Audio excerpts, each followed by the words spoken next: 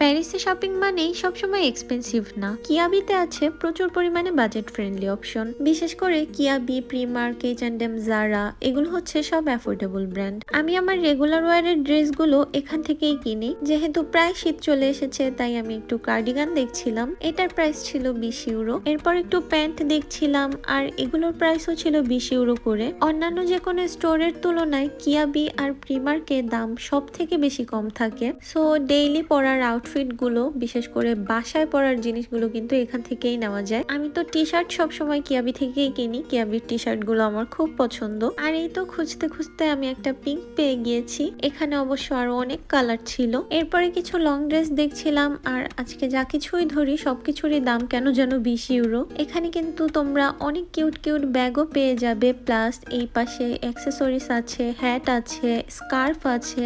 I mean মেয়েদের পছন্দ অনুযায়ী অলমোস্ট সবকিছুই পাওয়া যায়। এই শার্টটা আমার কাছে খুব কিউট লাগছিল বাই দ্য ওয়ে। অ্যান্ড কিয়াবিতে কিন্তু পুরুষ আর বেবিদের জন্য আলাদা সেকশন আছে।